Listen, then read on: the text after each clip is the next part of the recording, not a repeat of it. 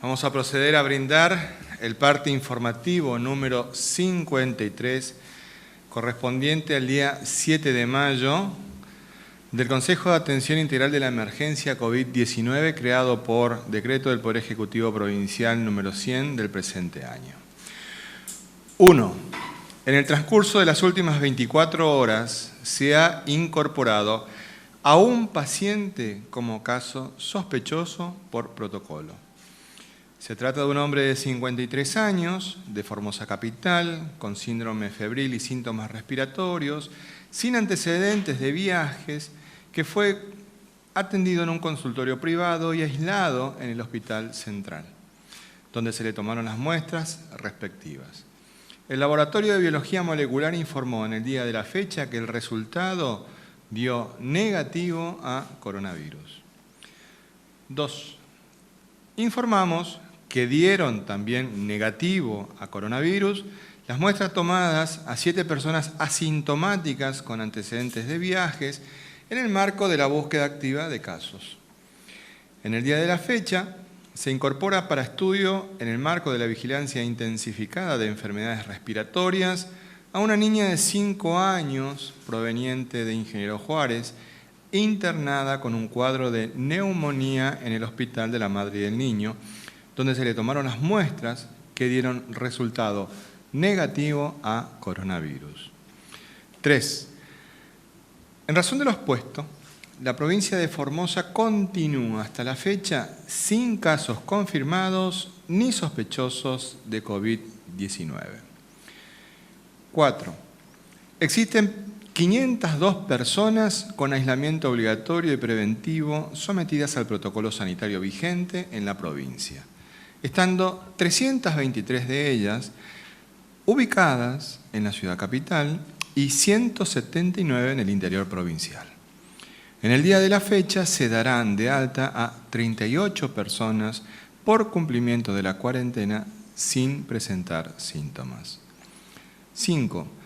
En el día de ayer ingresaron 658 vehículos al territorio provincial, de los cuales 655 eran camiones de carga. Son un total de 755 personas. 8 de ellas con intención de permanecer en la provincia, ingresando 7 por Mansilla y 1 por Cañada Rica, e iniciando todas ellas la cuarentena preventiva obligatoria. 6. En el día de ayer, la policía de la provincia, en Clorinda, detectó el ingreso ilegal de 4 personas al territorio argentino. Las mismas, amén de ser puestas a disposición de la justicia, se encuentran realizando la cuarentena obligatoria de 14 días en la ciudad de Formosa. 7. Informamos que en el día de hoy, el obispo de Formosa se comunicó telefónicamente con el gobernador de la provincia, doctor Gildo Insfram, a efectos de poner a disposición las instalaciones del Centro Juan Pablo II para la atención de esta pandemia, a la cual estamos enfrentando juntos todos los formoseños y todas las formoseñas. 8. Fueron controladas 31.328 personas en la vía pública en el marco de la tarea preventiva que lleva adelante la policía de la provincia. Fueron judicializadas 325 personas por incumplir las restricciones de circulación, iniciándose las causas penales correspondientes. Se controlaron 8.625 vehículos y se secuestraron 82 de ellos. A partir del control policial del cumplimiento de la circulación restringida de vehículos por terminación de patente, se han secuestrado en el día de ayer 33 automóviles y 39 motocicletas. 9. En el día de la fecha, la Subsecretaría de Defensa al Consumidor y Usuario se encuentra realizando tareas de control y fiscalización en la localidad de General Belgrano. Asimismo, en los controles bromatológicos realizados por la Municipalidad de la ciudad de Formosa, se inspeccionaron 18 comercios, labrándose 7 actas y clausurándose 10 locales por venta de bebida alcohólica y fuera del horario habilitado. 10. En relación a la lucha contra la epidemia de dengue, en el día de mañana, viernes 8 de mayo, se continuará con la fumigación espacial en la ciudad capital y en localidades del interior. A su vez, el trabajo de prevención, control domiciliario y fumigación se realizará en los barrios 60 Viviendas de General Belgrano, 8 de Abril y Agua Potable de Clorinda, Colonia San Lorenzo de Siete Palmas, Las Violetas y Centro de Las Lomitas, 8 de diciembre de Ibarreta y Santa Teresita de Pirané, así como en la ciudad capital en los barrios República Argentina, Vial, Mariano Moreno, Laguna Cian, San Francisco e Independencia. En el trabajo de descacharrizado en conjunto entre el Ministerio de Desarrollo Humano y el municipio capitalino, en los barrios mencionados en el día de ayer se retiraron 98 toneladas de chatarra de la vía pública y de 15 viviendas, a la vez que se desmalezaron 20 espacios públicos. El día de mañana este trabajo se realizará en el barrio Divino Niño. Mientras que el trabajo conjunto con Vialidad Provincial continuará en el barrio República Argentina, de donde ya se retiraron 140 toneladas de chatarra durante esta semana. 11. En relación al programa de asistencia alimentaria a comunidades aborígenes, se informa que en el día de mañana, viernes 8 de mayo, se estarán entregando los módulos alimentarios a las familias de las comunidades de San Carlos y Riacho de Oro, continuándose la semana que viene el cronograma habitual de distribución. 12.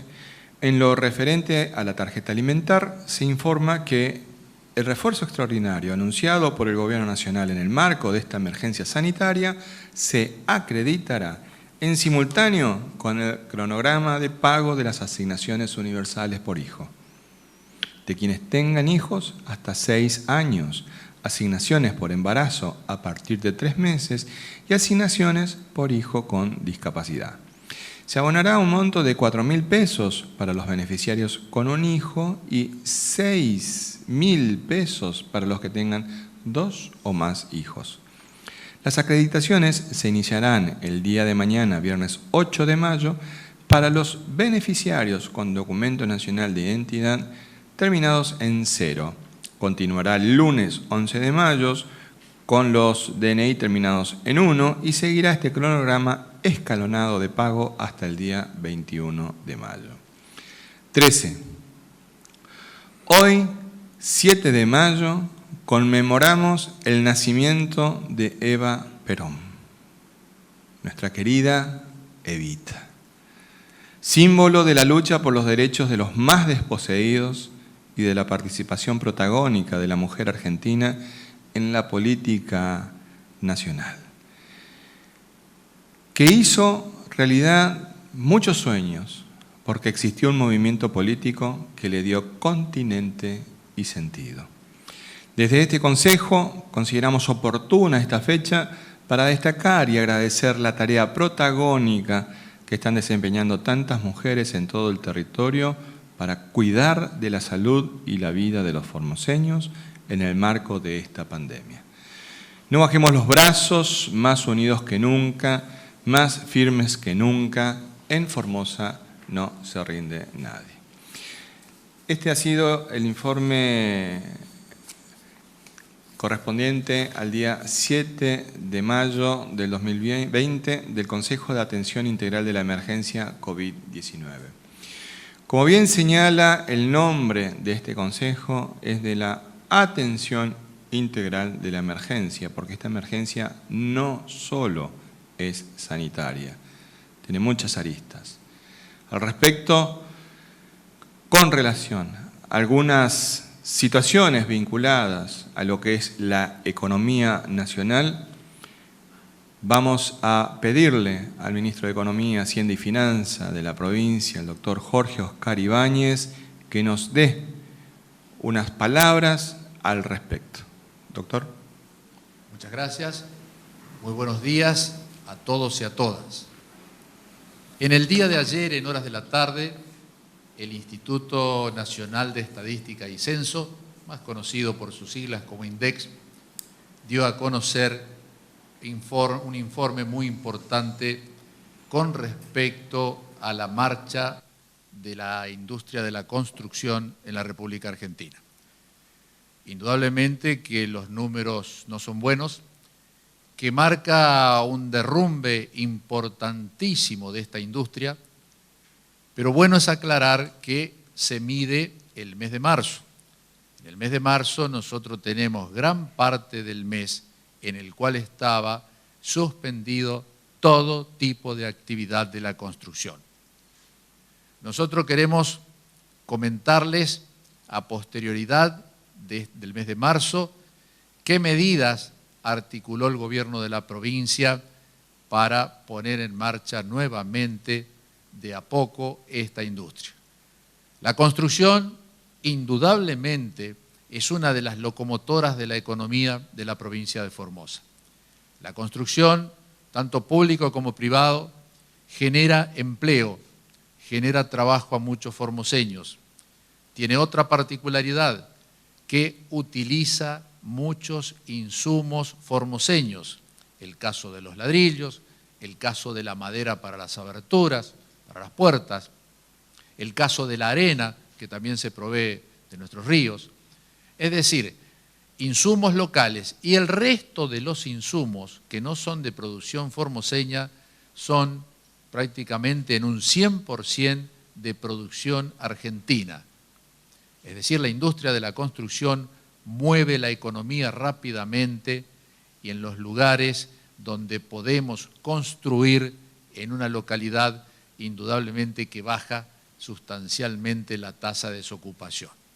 Entonces, en el mes de abril, una de las primeras medidas del gobierno nacional, gestionada por los gobernadores, fue la puesta en marcha de la obra pública. Y no es fácil habilitar la obra pública si no se habilita a quienes deben proveer los insumos de una obra pública o privada, es decir, a quienes fabrican las chapas, a quienes fabrican los hierros, a quienes fabrican los ladrillos, por ejemplo. Por eso es que ustedes verán de que algunas actividades conexas rápidamente se las autorizó a comercializar, como es el caso de los corralones de materiales, las ferreterías, entre otros.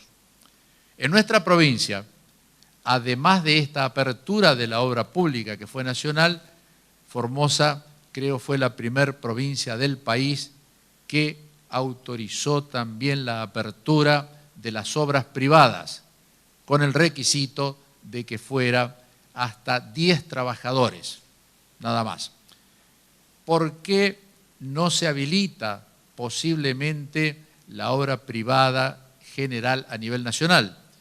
Porque las obras privadas que llevan mucha gente, un ejemplo, la construcción de un edificio en las grandes ciudades, deben trasladarse en el transporte público de pasajeros, que ustedes saben es uno de los más grandes problemas a resolver en la Argentina.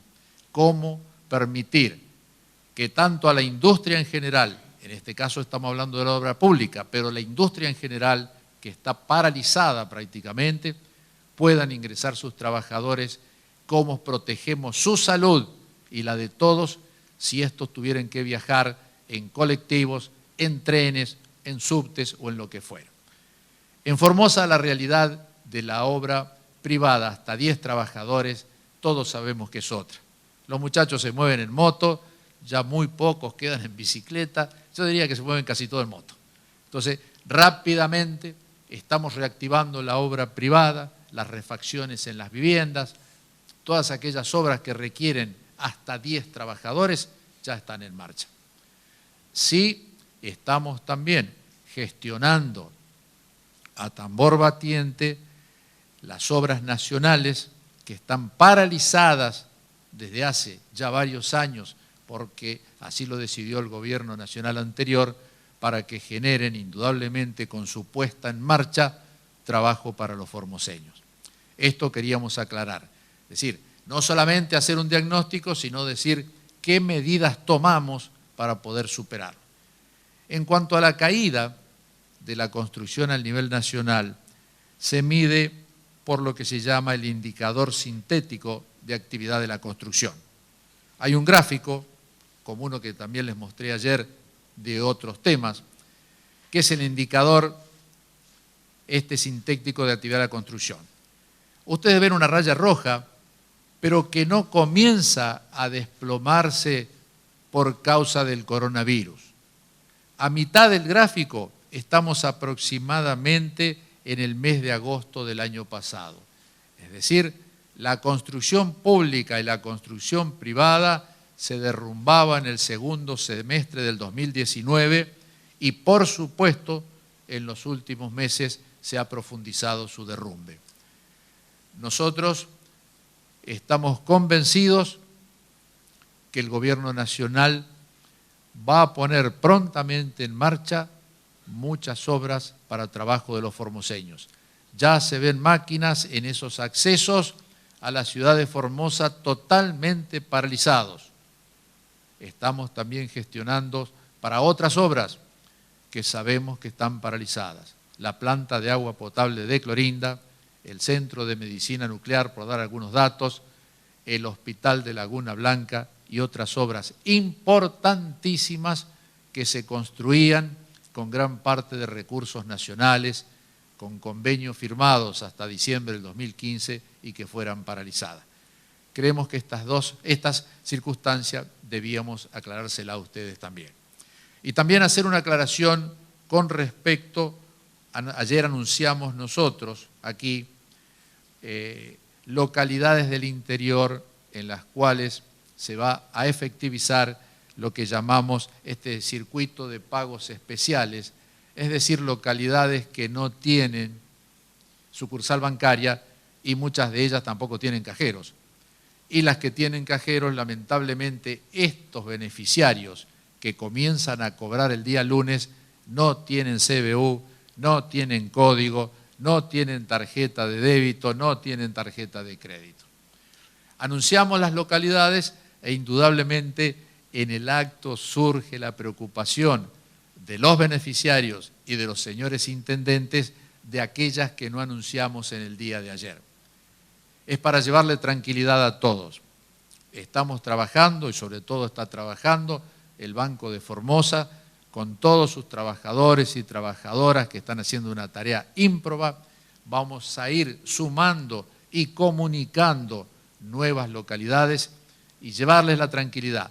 Día más, día menos, van a cobrar todos los formoseños, vivan donde vivan, si son beneficiarios de la IFE. Gracias, doctor. Estamos abiertos a las preguntas que deseen formular. Buenos días, Alberto Martínez para Noticiero 11. Doctor Ibáñez, queríamos saber si es que realmente las unidades móviles del banco se van a instalar en los municipios o en las comisarías de estas localidades. Gracias. Bueno, efectivamente van a ir a esos municipios, pero se van a localizar en las comisarías por dos razones muy sencillas. Una, principalmente, es una cuestión de seguridad. No se olvide que transportan, son camiones blindados, pero indudablemente transportan sumas de dinero muy importantes que hay que bajar del camión y llevar a la oficina donde se va a realizar el pago. Entonces, en las comisarías tenemos la seguridad importantísima para todos los trabajadores y también para los beneficiarios que van a estar haciendo la cola para recibir el dinero. Y la segunda gran ventaja en las comisarías y los destacamentos policiales de nuestra provincia es la conectividad.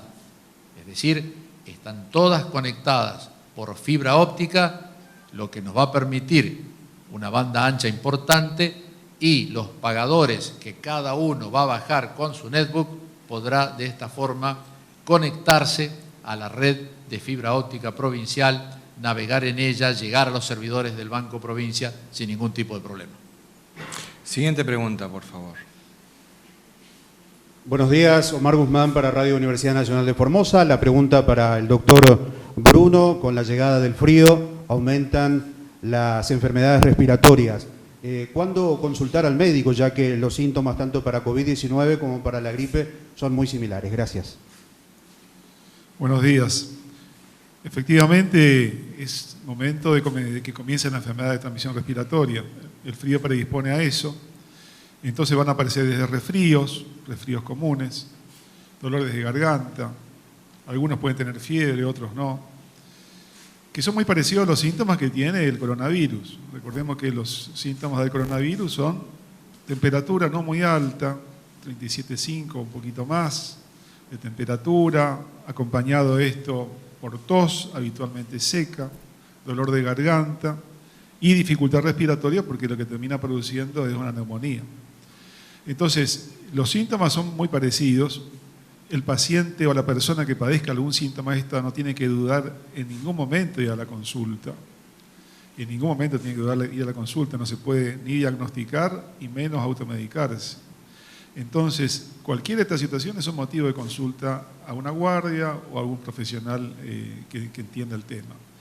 Lógicamente, para nosotros es fundamental y es muy importante dentro del contexto que estamos viviendo esta situación y sabiendo que no tenemos ningún caso de ni sospechoso y menos confirmado, el antecedente epidemiológico. Para nosotros es fundamental considerar un caso sospechoso, una persona que tenga síntomas, pero que provenga fundamentalmente de algún lugar donde hay circulación, que para nosotros cualquier lugar fuera de la provincia ya es un caso sospechoso. Entonces, en este caso, la persona tiene que tener estos síntomas y provenir de algún lugar fuera de la provincia. En este caso, se transforma en un caso sospechoso y se le da todo todo lo que establece el protocolo, que es fundamentalmente el aislamiento de esa persona, la toma de la muestra, esperar el resultado, analizar los contactos. Todo eso forma parte de la investigación epidemiológica de un caso sospechoso. En los lugares que están establecidos para este efecto, que es a partir de una llamada que puede ser el 107, que inmediatamente esto ya también telefónicamente puede tranquilizar a la persona. Segundo, se lo destina a algunos lugares de atención, como es la unidad de pronta atención para la contingencia, el hospital distrital número 8, el hospital central de lunes a sábado de 7 a 20. Son los lugares de atención y aislamiento, en este caso, que requiera. Volvemos otra vez a recordar, los síntomas son parecidos. Lo que nos va a diferenciar es el antecedente epidemiológico, de viaje o de contacto. El antecedente de contacto también proviene de tener contacto con alguien que esté confirmado o sospechoso. Si no reúne este requisito, va a ser una enfermedad respiratoria común, un tipo influenza. También se toman muestras para esto, sobre todo en chicos, habitualmente todos los años se hace para identificar qué otro virus está circulando. Habitualmente es la influenza tipo A, la influenza B o la influenza H1N1, que son los otros virus, o el virus sincitial respiratorio, que es otro virus muy común también, sobre todo en chicos, personas mayores. Así que también en muchos casos se toma la muestra y se hace todos los estudios en el hospital en el laboratorio de biología molecular del Hospital de Alta Complejidad. Pero bueno, recomendamos la consulta en los casos de que haya algún síntoma igualmente. Siguiente pregunta, por favor. Muy buenos días, Hernán Salinas para el Diario de la Mañana de Radio Viva. La pregunta para el ministro Ibáñez en cuanto a la operatoria del Banco Móvil en las localidades del interior, si ya tienen información acerca de los horarios en que van a operar y también si en estas localidades se van a regir por terminación de DNI y en cuanto a lo que son las iniciales de cada apellido. Y para el ministro González, ¿cuál es la capacidad de ocupación que tienen los centros de alojamiento preventivos? Y en cuanto a esta información que brindaba en el parte del día de hoy, si van a adoptar en cuanto a lo que es el centro Juan Pablo II como un nuevo centro de alojamiento y cuál es la capacidad que tiene el mismo. Muchas gracias. Bueno, nosotros vamos a informar el horario de inicio de las actividades en cada localidad. Lo vamos a hacer a través de este medio, lo haremos en los días previos al día lunes, pero comenzaremos en principio, comenzará el banco a las 7 de la mañana con sus cajeros móviles. Va a comenzar a las 7 de la mañana en cada localidad y la idea es, salvo en una o dos localidades que tienen un número de beneficiarios que no pueda abonarse en el día, en el resto, como son localidades que no tienen más de 1000 beneficiarios, mucho menos, la idea es, que también se va a anunciar, que se les pague a todos el mismo día. Y en las localidades que haya que desdoblarlo por la cantidad de beneficiarios, indudablemente hay dos alternativas. O los haces por número del documento o los haces por letra abecedario de su nombre, de su apellido. Bueno, eso también lo vamos a informar. Pero en todas las localidades, que son la mayoría, vamos a poder, de acuerdo a como nos lo manifiesta el banco, comenzando a las 7 de la mañana, atender a todos los beneficiarios de esa localidad. Y en las otras, en las que por la cantidad de beneficiarios, reitero, no lo pueda hacer el banco en un día, comunicaremos, iremos, si es número de documento, del 0 al 4, del 5 al 9, en 2 días sucesivos. Nosotros en el día de hoy tenemos una capacidad más o menos 390 personas. Digo más o menos porque depende de la situación particular. En algunos casos pueden ocupar una habitación o no más personas. La llamada telefónica del padre obispo Conejero al gobernador de la provincia, el doctor Gilles Linfrán, fue a las 9 de la mañana. Es muy reciente. Nosotros entendemos de que el Juan Pablo, tal como está en este momento, habilitado así para encuentros que se realizan en ese lugar, tiene una capacidad de 300 camas.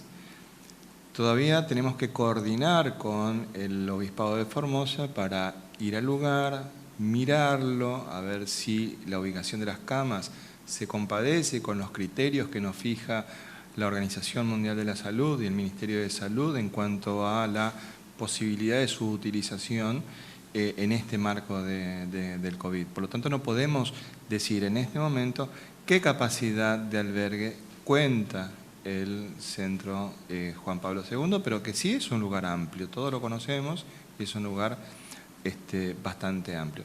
Seguramente en el transcurso del día de hoy vamos a poder realizar esos detalles y fue puesto a disposición de la emergencia. No fue con un destino distinto a a disposición de la emergencia. ¿Cuál es el estado actual de la situación del COVID en la provincia de Formosa? Es la que todos conocemos. Sin circulación viral, sin casos positivos en la provincia y sí con un trabajo de medida sanitaria orientada al ingreso ordenado y administrado a la provincia y el alojamiento en centros de alojamiento preventivo de todas las personas que ingresan, salvo las excepciones que están previstas en la decisión que tomamos. Así que es importante esta infraestructura que ha sido puesta a disposición por la Iglesia Católica de Formosa para la utilización en esta emergencia. Y va a ser un número importante de personas que pueda alojar, lo cual nos va a permitir, en su caso, acelerar el proceso que veníamos llevando adelante de el regreso de muchos formoseños que quieren volver a nuestra provincia. Siguiente pregunta, por favor. Buen día, María de los Ángeles Delgado para la 92.9, Radio Fernando y para Provincia con Aroma de Mujer. Primero ponerle en contextos a ustedes y a toda la gente que está mirando en este preciso momento esta información por parte del COVID-19, que hay personas con malas intenciones que aún piensan que la prensa todavía concuerda con ustedes para ver qué tipo de pregunta le vamos a hacer y si es satisfactorio para ustedes o no.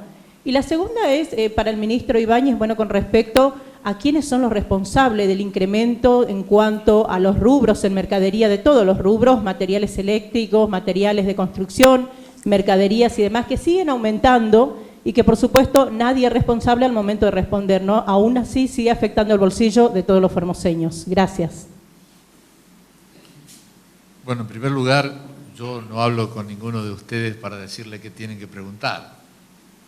Esa es una de las características que tiene este parte informativo que se viene dando, creo que ya lleva el número 52, 53. 53. De que ustedes puedan preguntar lo que quieran para que esté informada nuestra gente. El tema de los precios.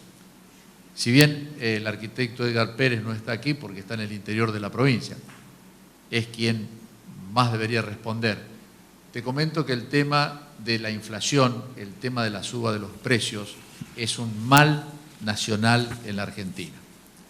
Para nosotros es inadmisible que estando congeladas las tarifas públicas, que estando congeladas otras variables de la economía como son las tasas de interés, que estando congelado el dólar oficial, el otro tipo de cambio del dólar no es el de las transacciones comerciales, es el dólar oficial.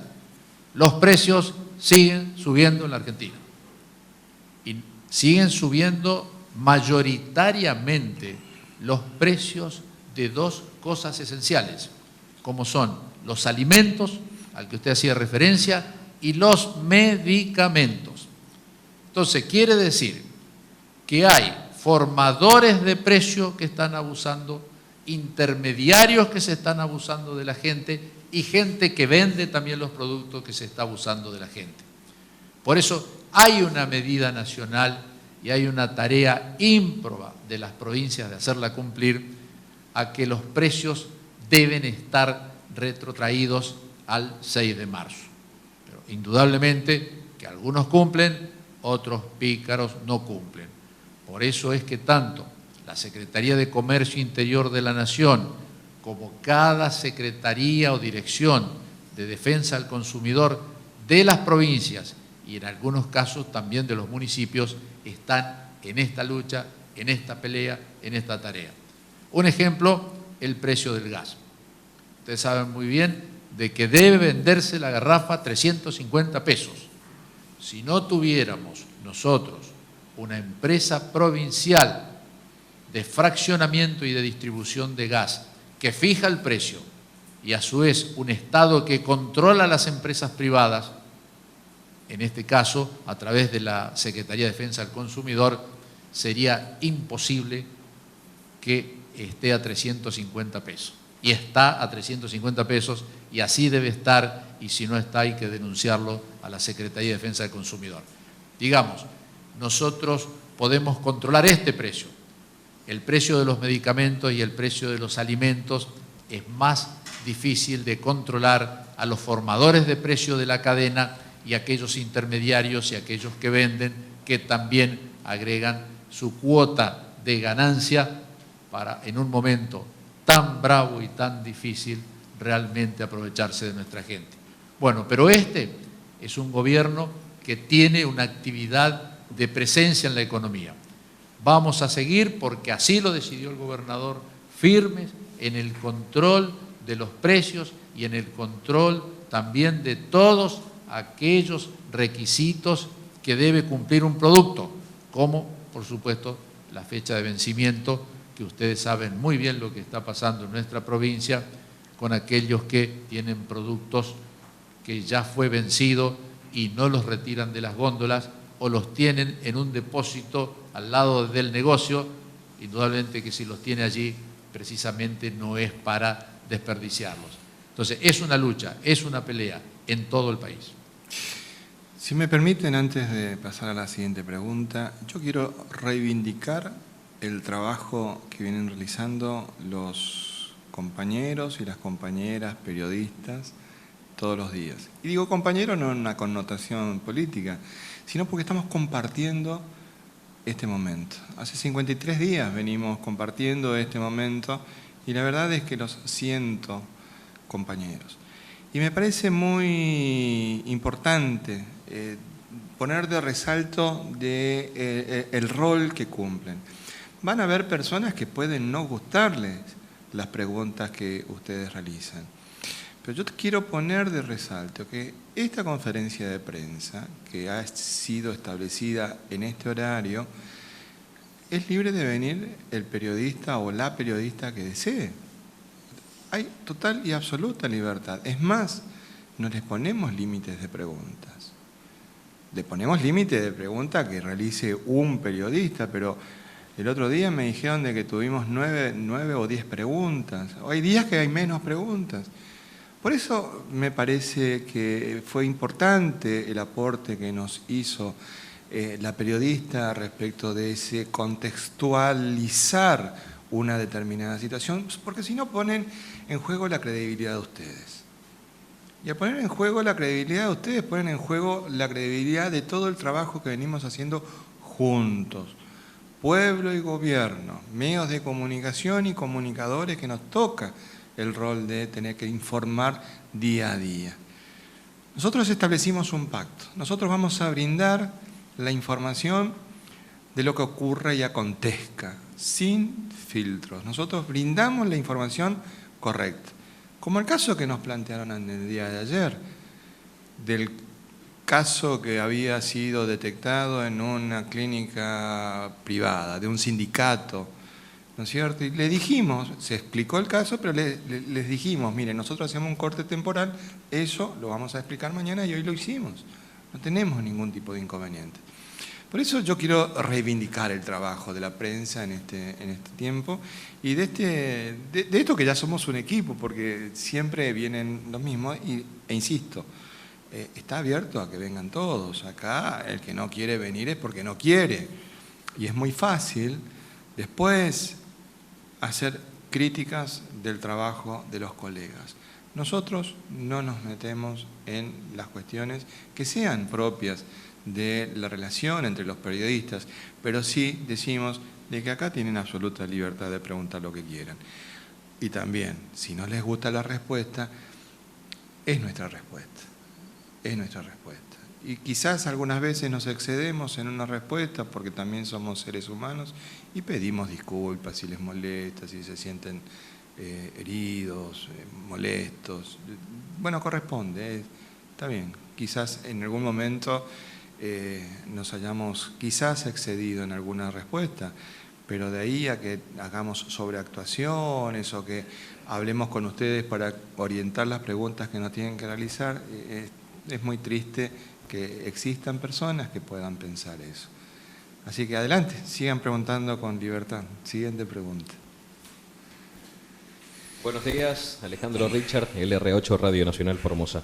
Sobre los códigos de la IFE que deben recibir las personas, estos beneficiarios justamente de este ingreso federal de emergencia, hay algunas personas que aducen no haberlos recibido. ¿Cómo tienen que iniciar este reclamo estas personas? Y el otro caso de aquella gente que no pueda concurrir el día que tenga que ir a cobrar, ¿cómo deberá ser? Gracias. Las personas que tengan asignados un día y una hora y no puedan ir por alguna circunstancia a cobrar, no van a tener ningún inconveniente en ir el día posterior. Es decir, a partir de ese día ya están habilitados a cobrar. Con respecto a los códigos, yo ayer les informé que los códigos, en el caso de aquellos que tienen CBU, ¿verdad?, que son todos de RedLink, el código lo entrega dicha empresa. Esto está muy claro en la página de ANSES. Quienes optaron también por RedLink, RedLink les debe remitir al teléfono que denunciaron y o al correo que denunciaron el código. Está en la página de ANSES. Y quienes optaron por Banelco, esa es una particularidad distinta, deben ingresar a la página de ANSES, así lo establece el comunicado de ANSES, colocar su número de DNI y allí sí le va a dar el código. O sea, es distinto a los demás. Puede que no lo haya recibido porque es Red Banelco y no lo va a recibir nunca. Puede ser que no lo haya recibido porque RedLink no se lo envió. Y hay otro problema, que es aquellos que se inscribieron tal vez en ANSES. Por eso es bueno ingresar a la página y que verifiquen, pero que no están en la base de datos. Pueden no estar, un ejemplo, por dos circunstancias. Una, porque su solicitud no fue aceptada por alguna circunstancia que le debió haber comunicado a ANSES porque no la aceptaba. La segunda circunstancia son los que recién van a ingresar el mes próximo en la base de datos, que son aquellos que ANSES le notificó que les faltaba algún requisito para ingresar, pero que les dio un plazo y lo cumplimentaron hasta la semana pasada. Ellos no van a salir indudablemente en esta base de datos, van a salir en la del mes próximo. Esto que yo estoy diciendo es lo que informa ANSES. Nosotros no tenemos acceso a ninguna base de datos de ninguna de las grandes empresas que tienen cajeros electrónicos ni que tienen bancos privados. Nosotros sí vamos a poder analizar a posteriori de los pagos las situaciones individuales y ayudarlos por todos los medios posibles a ver qué ocurrió, qué pasó. Pero este sería el esquema. Quien quiera saber de qué forma debe recibir el código, tiene que ingresar en la página de ANSES. Y si no está en la base de datos de ANSES, también debe ingresar en la página y ver si no está en la base de datos original y si está en la del mes próximo. Siguiente pregunta, por favor. Muy buenos días, Nathaniel Cáceres del grupo de medios TVO y CNN Radio en Formosa. A quien corresponda, ¿cómo este Consejo está atendiendo la cuestión del transporte, teniendo en cuenta que hay una audiencia ahora entre el Ministerio de Trabajo de la Nación y la UTA Central y que, según trascendidos y declaraciones en realidad, el gerente de la empresa del transporte público aquí de la ciudad manifestó que no tiene cómo afrontar el pago de salarios de los trabajadores? ¿Continúa recibiendo la empresa, aquí en el caso de Formosa, el subsidio de la provincia o se están gestionando subsidios a nivel nacional? Muchas gracias. Bueno, el problema del transporte es un problema muy grave a nivel nacional. Ustedes saben que el transporte, más o menos podemos definirlo en transporte urbano, transporte interurbano, transporte de media, de larga distancia. No todos los sistemas de transporte es lo mismo. Están totalmente paralizados los transportes de media y larga distancia, igual que los interurbanos. Nosotros sí tenemos en funcionamiento el transporte público de pasajeros de la ciudad de Formosa, es decir, un transporte urbano. Pero que esté habilitado no significa que está trabajando con la misma demanda, es decir, la cantidad de pasajeros que hubo antes del coronavirus. Entonces, nosotros vemos que los colectivos están con muy pocos pasajeros, por lo tanto no les van a cerrar los números como si fuera en la época que transportaba, para dar un ejemplo, además de los trabajadores, también a otro tipo de actividades, digo, trabajadores públicos o privados, que podía transportar, que cortaba una cantidad de boletos, que más un subsidio que otorgaba la provincia, que bueno es recordar que era un subsidio nacional que el gobierno anterior cortó y el gobernador adoptó la decisión política de la continuidad de ese subsidio en ese momento para evitar que irremediablemente iba a tener una parálisis las empresas que cubren este servicio de transporte urbano de pasajeros.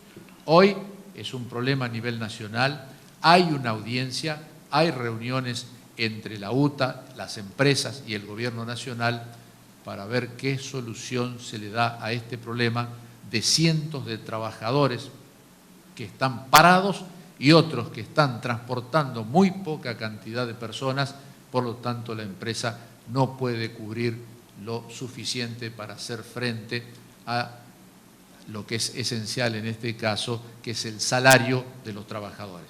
Bueno, esperemos en las próximas horas, esperemos ver qué pasa con esta audiencia, esperemos ver también, ustedes saben que el fin de semana va a marcar un fin de semana de decisiones políticas del señor presidente con respecto a una probable apertura de la economía en la Argentina.